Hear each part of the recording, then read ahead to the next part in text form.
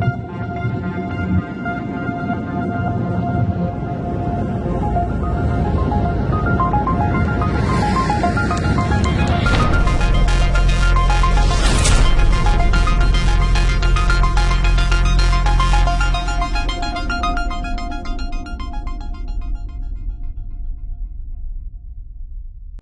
hello, welcome to Axiom Curb, Flux News. Today's date is 30th of December 2014. We've got some breaking news from around the world. Okay, I'd like to start with the first article on the latest information released regarding the AirAsia flight QZ8501. There's fears that it could be at the bottom of the sea. Objects have been located in the ocean. What's attached to this article is a video which I will get round to playing. Decade is now the world's worst in aviation history. I'm Ramy Asensio for the Wall Street Journal Digital Network. Subhranshu Das joins me from Singapore. He's Asia Pacific Director of Aerospace and Defense Practice at Frost & Sullivan. Now, experts say that this is one of the world's worst in aviation history for this past decade. Subhranshu, what have they been exactly telling you? Absolutely. This is one of the worst decade or a very, very difficult patch. There are two mega incidents since last 8 to 10 months, including this one, made the aviation history very difficult task. The two passengers aircraft lost more than 500 passengers, and of course this is not a good year for aviation industry. Right, and the impact to the country and to those carriers from Malaysia, what kind of hit do you think these companies are going to take moving ahead into 2015? All the airlines have their own operating procedures to manage these emergencies, how to communicate, what to coordinate with, and how they can manage back the confidence of the stakeholders. So all the airlines are trying their best in terms of how to do, but definitely it's a tough time for AirAsia. From last 13 years, glory AirAsia has, and they need to continue that same glory, and it now to see and understand how the management is going to react to this, and that too in this tough time. Right, in terms of practice, what does AirAsia need to do now?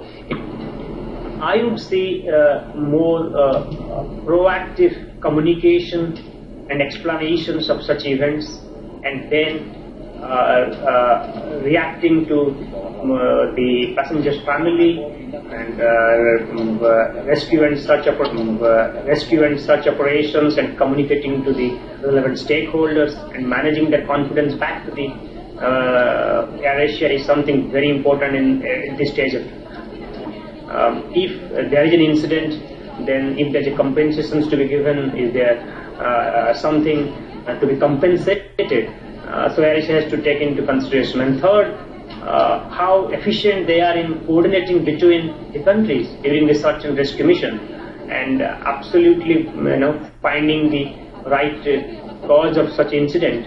That is also key for the industry perspective. Right, on the issue of coordination, actually, Indonesia, because it happened in their territory, does take lead. However, do you think they are the most equipped out of all the countries involved? Oftentimes, the U.S. is called in to take lead. What do you think about this? I think as per the policies and regulations, Indonesia has to take the lead. Of course, may not be the best country, but they need to create proper coordination between US or Singapore or Australia, which is very closer to this proximity. So they should work closely to make sure that the rescue and search operation goes smoothly. All right, I'll let you go after one more question. Lessons learned from MH370. What's it from MH370? What's a takeaway that AirAsia can say, okay, we saw what happened with MH370, this is how we're going to do it better? No, MH370 incident change or an incident which can correlate a mega change to the aviation industry with respect to a lot of technologies involvement and also ability to efficient rescue and search operation. So there are lessons learned from MH370. Many areas such as a virtual black box or black box in the cloud, or maybe test monitoring of the commercial aircrafts across the globe, or maybe across the globe, or maybe no one can stop the ACAS system, even though there is an option. Subhanshu Das, Asia Pacific Director of Aerospace and Defense Practice at Frost & Sullivan. We'll leave it there on this quickly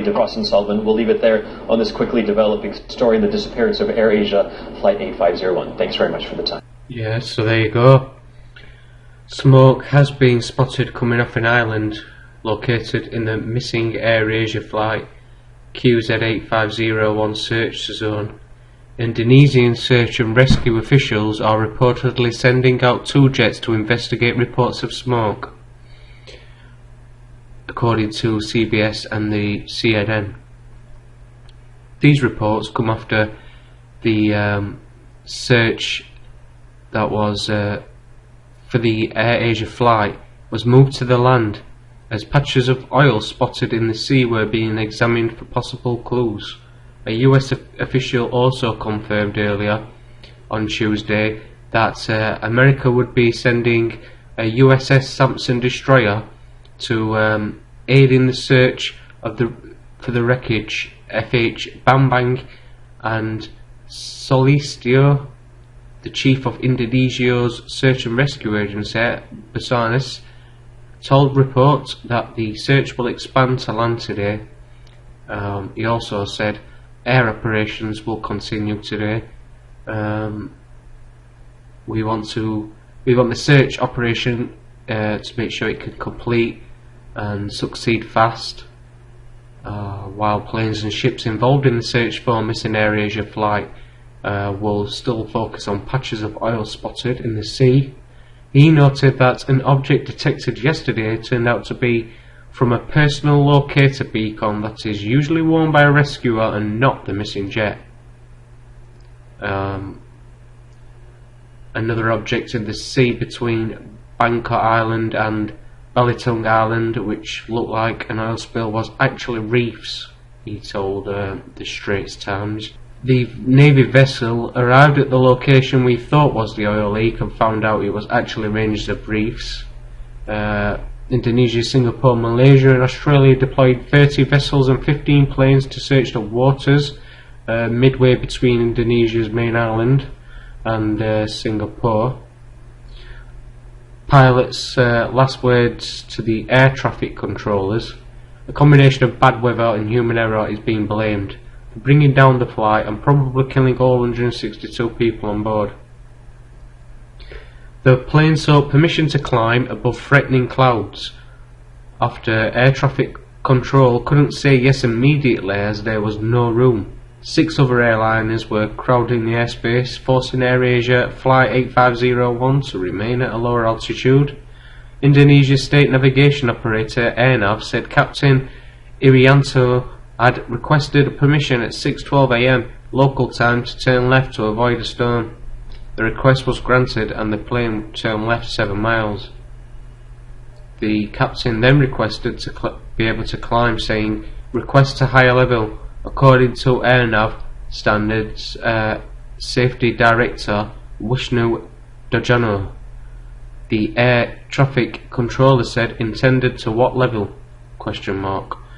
Before Captain Irianto said he wanted to go to 38,000 feet.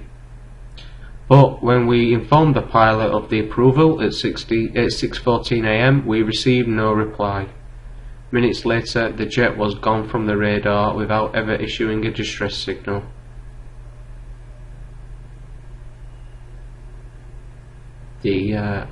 Some tweets from the CEO, Tony Fernandez there. He's apparently spent the day with the families of the passengers on board the AirAsia flight. There was an Aussie student was on board the missing flight.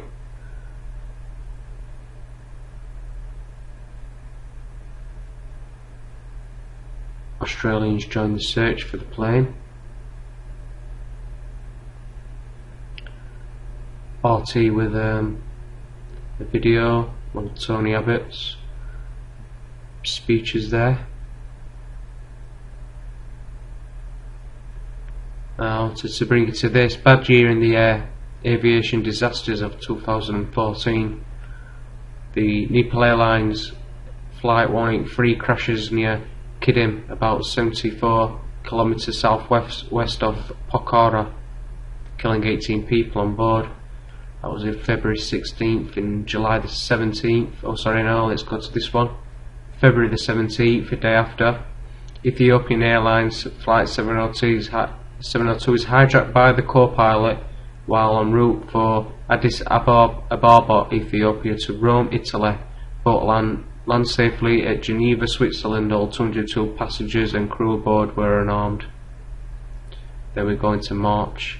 Malaysia Airlines Flight 370 en route from Kuala Lumpur to Beijing, with 227 passengers and 12 crew on board, disappears from radar over the Gulf of Thailand and it's still missing. July the 17th, Malaysia Airlines Flight 17 en route to Amsterdam to Kuala Lumpur is shot down over eastern Ukraine, killing all 283 passengers and 15 crew on board, including 37 Australians. In July the 23rd, Trans-Asia Airways Flight 222 en route from Kaohsiung, Taiwan to Penghu, Taiwan crashes during an aborted landing, killing 48 of the 58 people on board.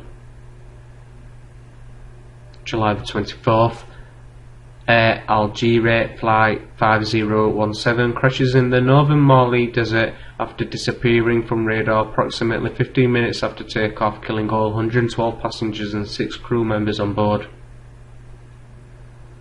And August the 10th, Stefana Airlines Flight 5915 crashes shortly after the takeoff from Mehrabad International Airport, Iran, killing 39 of the 48 people that was on board.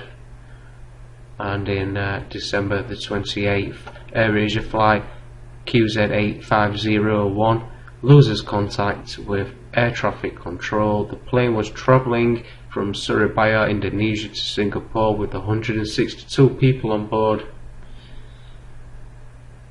So there you go guys, that's the latest updates on the current missing one, the current missing airline, which is the AirAsia one. Don't get confused with the amount that's gone missing and crashed. This is the latest one that went missing on Sunday, and that's it guys, that's the latest I've got for you. This article from breakingnews.ie, I believe it's an Irish site, is 10 dead after a Greek ferry fire. The death toll in the Greek ferry fire has risen to 10 and rescuers are checking to see if anyone else might still be missing. Italy's Transport Minister Maurizio Lupe said 427 people have been rescued, including 57 crew members. The original manifest listed 478 passengers and crew. Mr. Lupe said it was premature to speculate on whether people were still missing, but suggested that there might have been some people who reserved a spot on the ferry but did not board. He said officials were checking the manifest against the names of the 427 rescued. An official said that among the survivors there were people not listed on the manifest, indicating the possibility that some on board were travelling illegally. Helicopters defied high winds, stormy seas and darkness to transfer hundreds of passengers to waiting cargo ships after fire broke out on the Norman Atlantic on its journey from the Greek port of to Ancona in Italy. Greek Prime Minister Antonis Samaras said the massive and unprecedented operation saved the lives of hundreds of passengers following the fire on the ship in the Adriatic Sea under the most difficult circumstances, while Italian Premier Matteo Renzi said the impressive rescue efforts prevented a slaughter at sea. So just to summarise on this, is 10 people who have currently been confirmed to have died after a Greek ferry fire.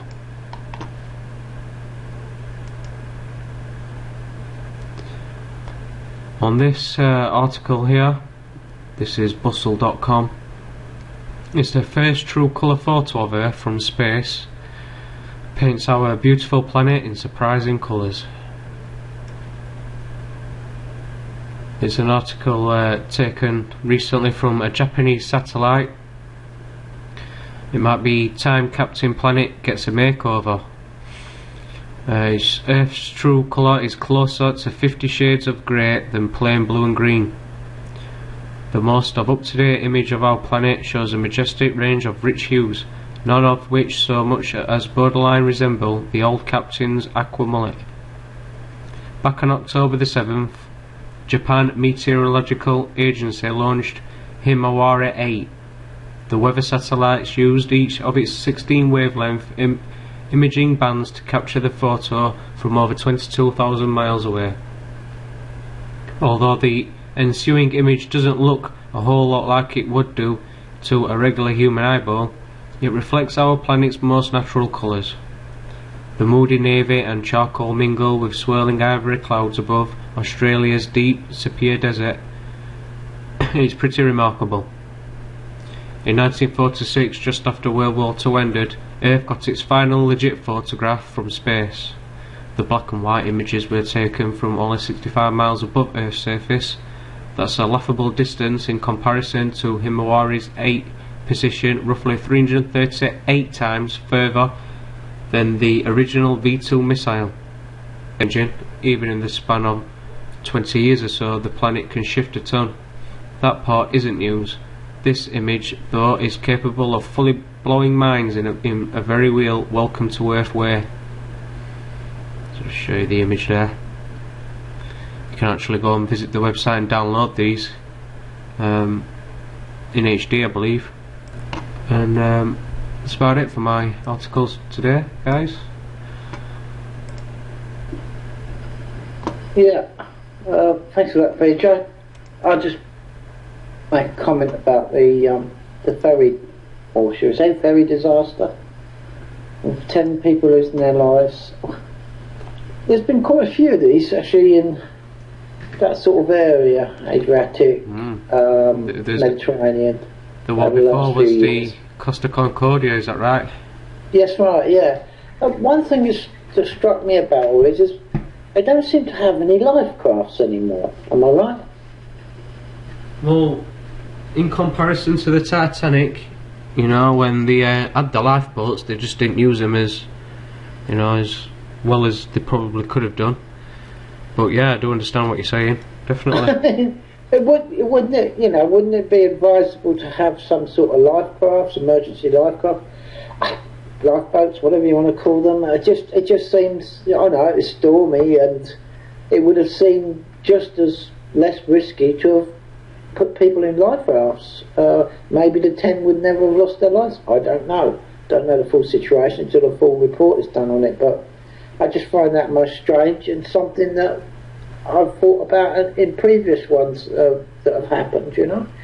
So there we go. Well, I'll keep my eye on that article over the next few days, and you know, bring whatever I find, what comes of the story. I'll make sure I fit it in. And as for the Japanese satellites, it amazes me with all the problems with Fukushima and the currency that's completely shot to pieces, and their economy is shot to pieces, and tidal waves, like I say, in Fukushima, that, you know, they're in the news for sending satellites up into space. They seem to have the money to do these things, and yet their own countries pretty much falling to pieces. Again, that doesn't make much sense to me. But anyway, I guess everybody's in debt on this globe today, so I guess it doesn't really matter, I suppose. That's why they hacked Sony.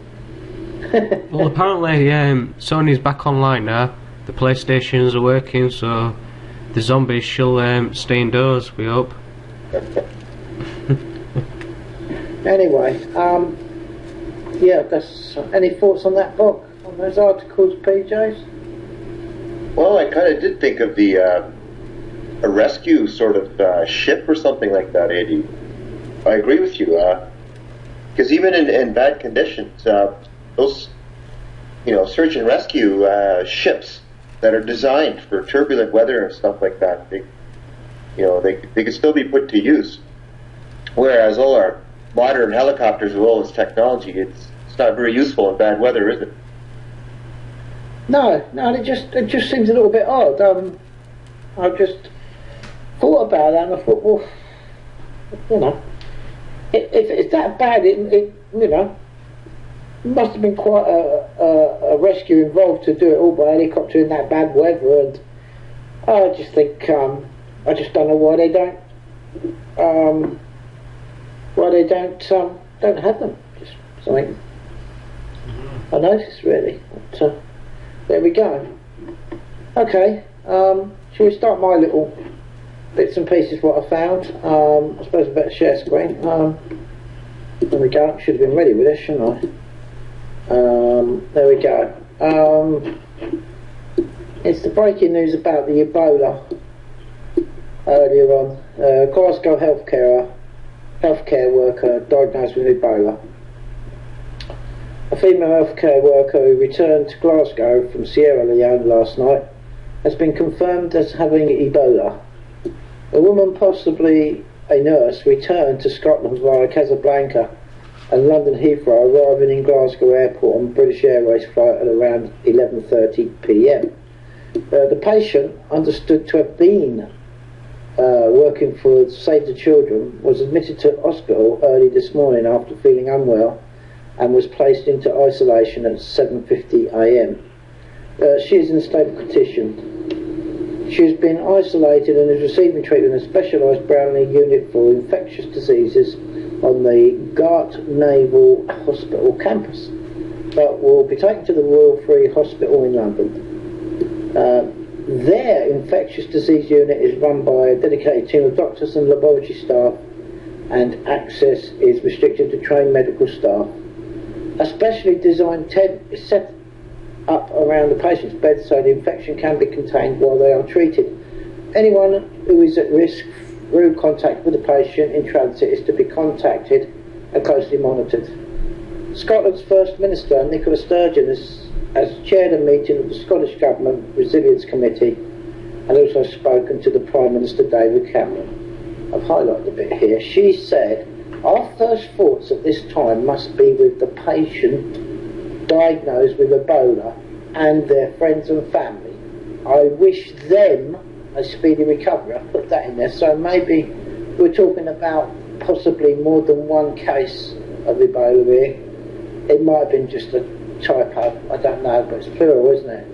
So maybe they're not saying everything about it. But I think this whole thing, apart from a lot of theories on eugenics, etc., depopulation, as I said before, I think in an article earlier on in the week, I think it's all about big pharma and vaccines, personally. As this article says here, from the, I won't say who it is,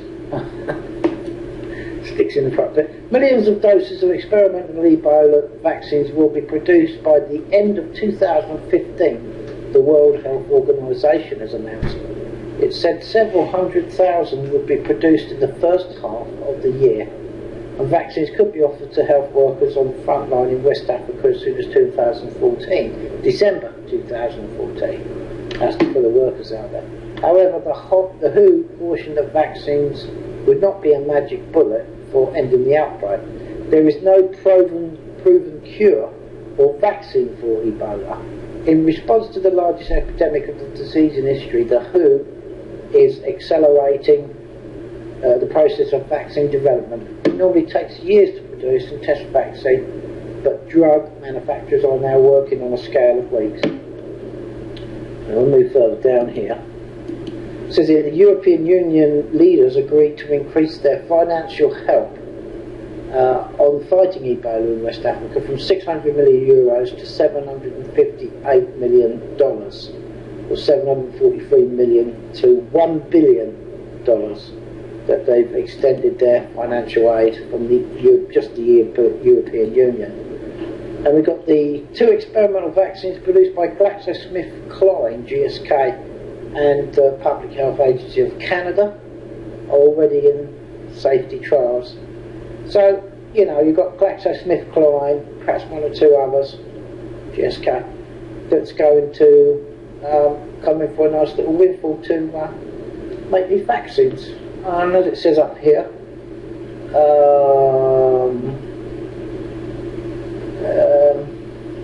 lost it now. And there's no magic bullet for the ending the outbreak, and there is no proven cure vaccine for Ebola. So there you go.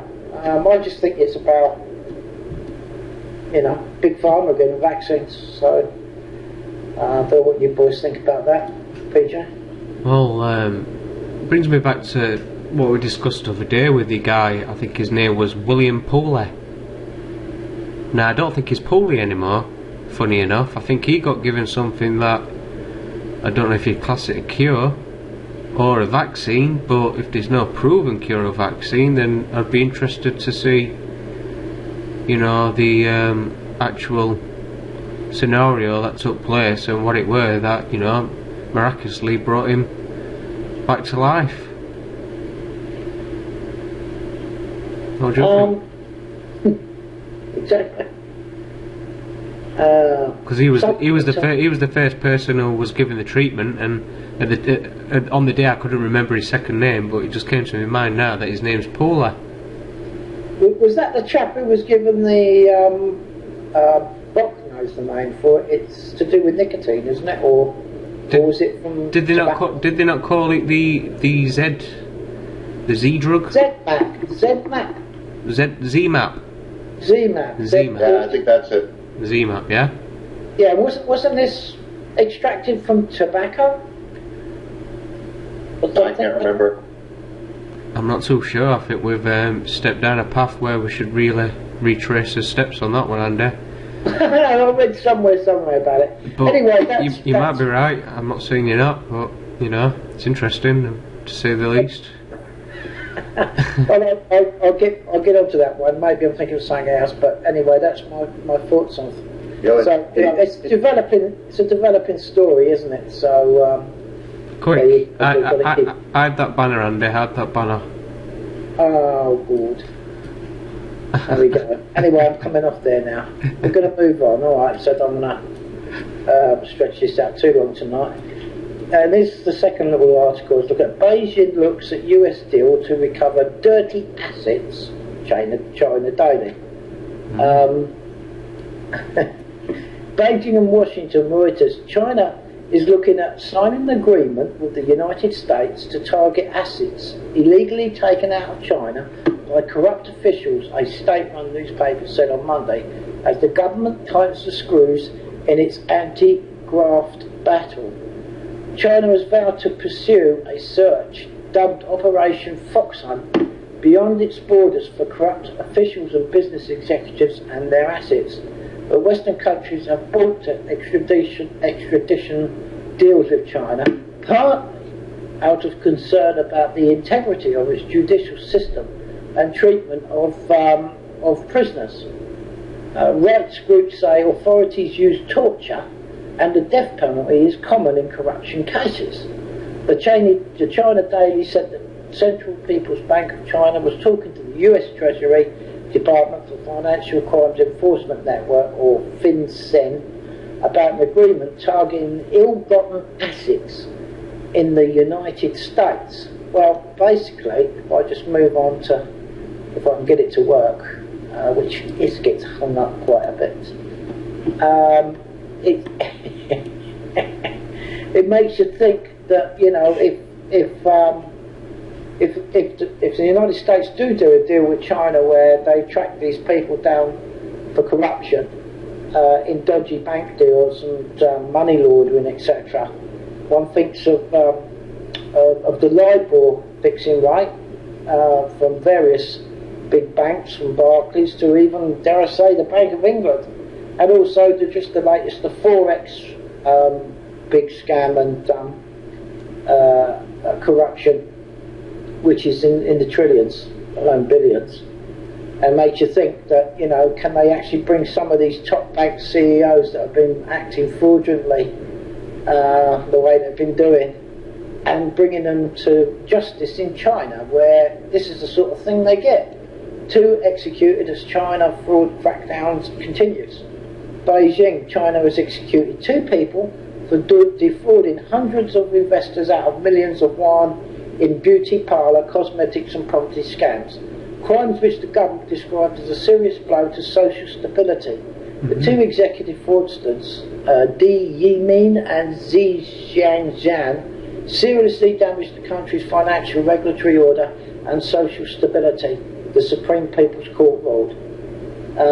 So basically, you know, without going through the whole article there, just to sort of wrap it up, could we see, you know, naughty bankers in Wall Street and, dare say, City of London for getting involved and embezzling and scamming money and off of investors and selling private pensions galore for their £2,000 dinners in London and all the rest of it? Can we see them meet their justice in China, where they will be dealt with accordingly, as like these 2 fellows were dealt with? Now, it makes you wonder why, perhaps, if there's whisperings of such a move, why all these bankers are committing suicide. Perhaps they know the game's up, and perhaps they know that if they get sent to China, they ain't coming back. What do you reckon, PJ? Oh, an interesting article to say it's 5 years old, just over 5 year old.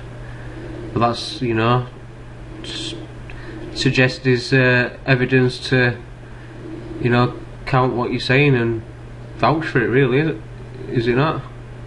Yeah, I mean, just a bit. The connection between America and why America would want to be interested in something like that. I mean, fair enough, with the laws of UK, that something like that would never be currently seen happening over here, but America possible. But one warning that I will make is everything that America does, we seem to copy. So, you know, if you look a few years down the line, if America take the same procedures as what these in China have done, then who knows, it could be ending up in UK. What do you think of that? Yeah, I can. Well, who knows? I mean, this world is changing so fast now, and you've got people being jailed for ridiculous things. You've got whistleblowers being treated, you know, like if they're terrorists. Freedom of speech now is classed as terrorism.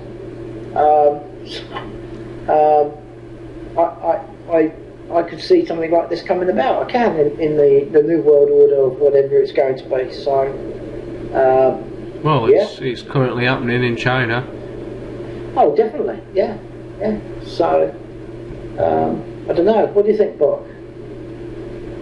Well, what's crazy about this is she spent much of the money on plush apartments, fast cars, other luxury items.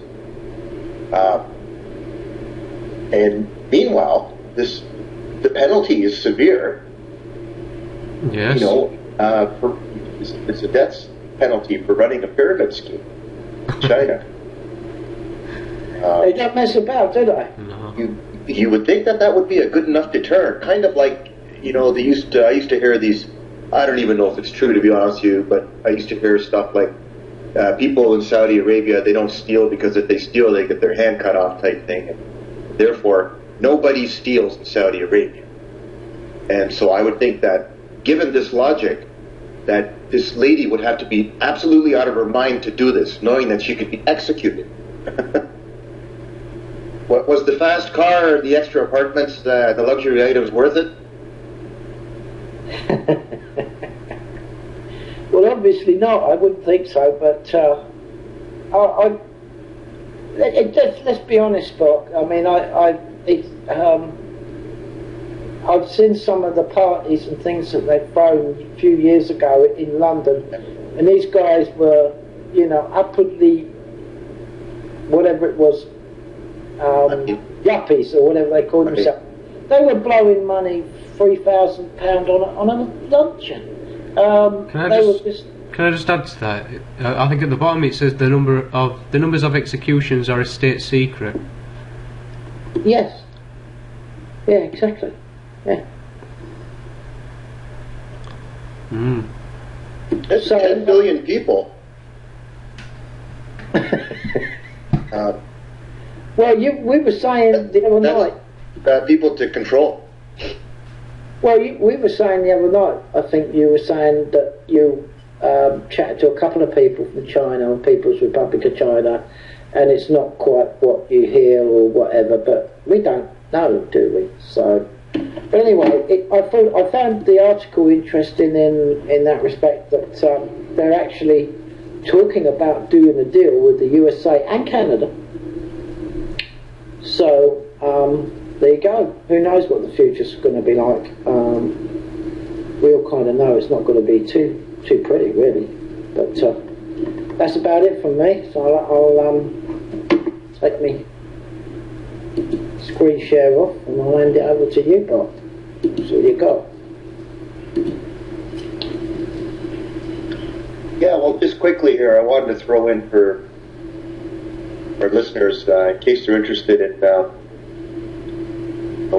information on treatments for Ebola. I've read a few reports that some various parties or people claim that colloidal silver has been treating Ebola at the best rates. But like I said, I found this article on Natural News, so if anyone wants to Google colloidal silver, Ebola article, Natural News, they can do so. But today, I just want to talk about this article from CBC News, Technology and Science. Why Google is buying a seemingly crazy collection of companies. Google's acquisition was meant to fall far beyond search advertising. I found that this little symbol they showed interesting. It's kind of yellow sun in the background.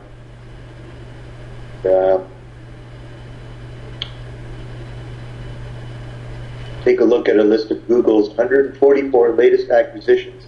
You'll notice most seem to have little in common. The seemingly random pattern of buyouts has a number of technology experts wondering just what the company is up to. This week, Google bought Slick Logan, an Israeli startup that uses high-frequency sound waves as the basis of a smart ID login system. A few weeks ago, Google bought Nest, a company that develops thermostats and smoke alarms that are connected to the internet.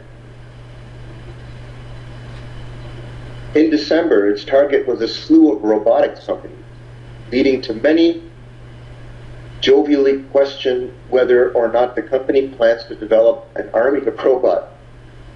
Last May, Google purchased a firm called Makani Power that develops airborne wind turbines. In September, it acquired a healthcare company called Calico, which is researching ways to defy aging. The eclectic list goes on. Google has been acquiring companies since 2001, at some point buying one per week.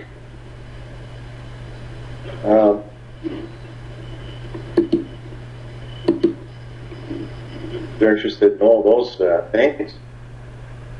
It acquired YouTube for $1.6 billion in 2006.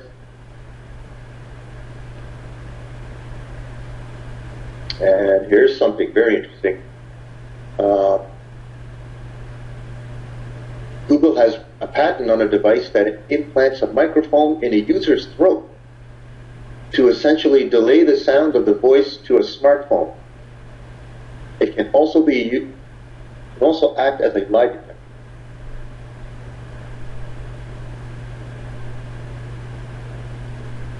3D robotics.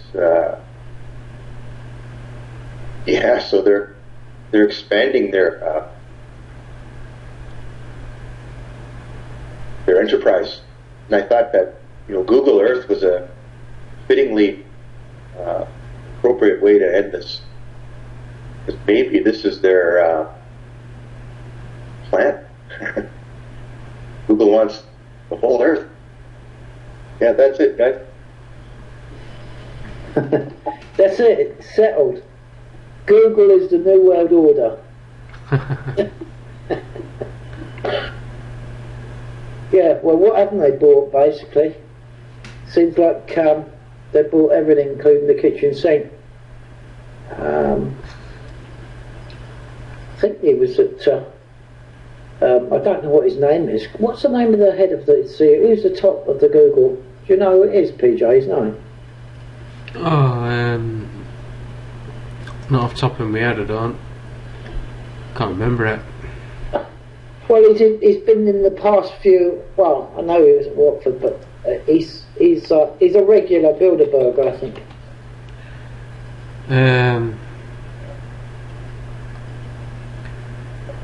The CEO is Larry Page. Yeah, I think that's it. Eric Schmidt, you know about him? It could be him, yeah. Eric Schmidt, I think it's, yeah, you're about Eric Schmidt. Yeah. That's the one. Yeah, so, very interesting book, very interesting. Mm-hmm. What haven't they bought? That's the thing. But, okay.